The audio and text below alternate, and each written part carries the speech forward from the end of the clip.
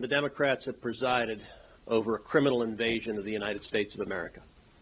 We are facing the worst illegal immigration our nation has ever seen. 11 million illegal immigrants have come in, invited by the Democrats.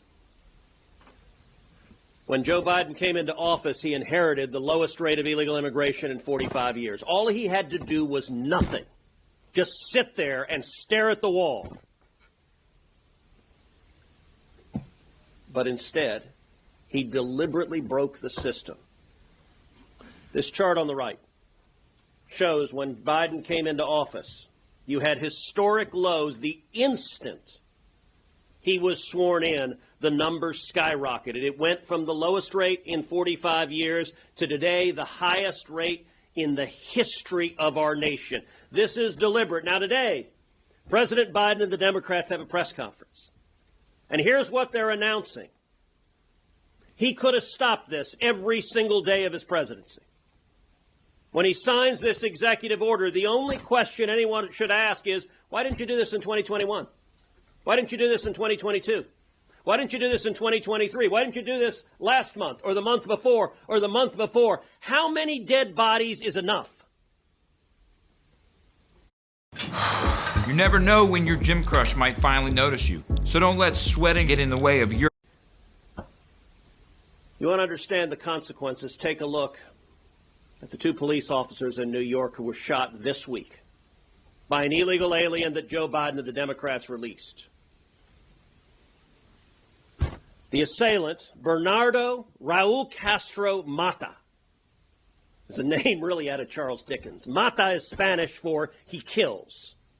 His middle name is a communist murdering dictator. And what happened? He came illegally from Venezuela. He came to John and my home state of Texas. He came to Eagle Pass. We had him apprehended. And what did he do? He did what Joe Biden and the Democrats have done for 3.5 years. He let him go.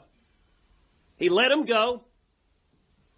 And Mr. Mata went to New York City and shot 2 New York cops this week. That's happening every single week. We have not had a week go by when someone is not shot, someone is not murdered, a child is not raped by an illegal immigrant released by Joe Biden and the Democrats.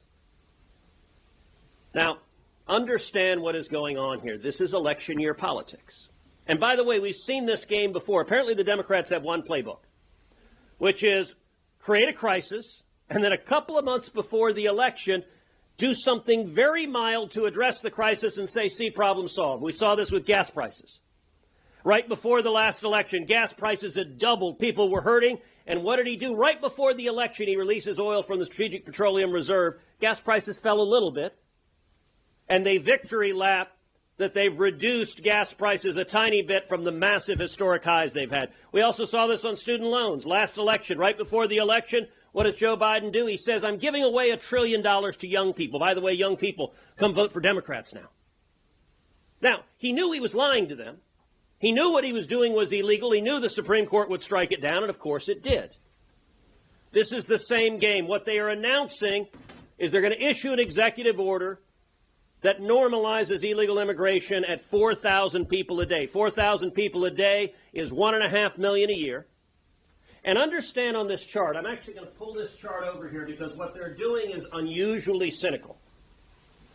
He came in here, the numbers skyrocketed here. 4,000 a day is 120,000. So we're right here. He's proposing to lower it to right here. To lower it just a bit.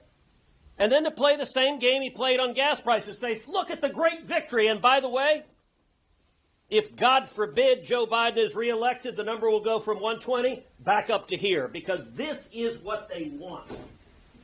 The Democrats want that criminal invasion.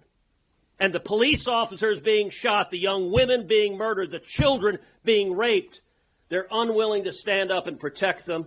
It's immoral, it's wrong, and what the White House is doing today is they're just playing a political game.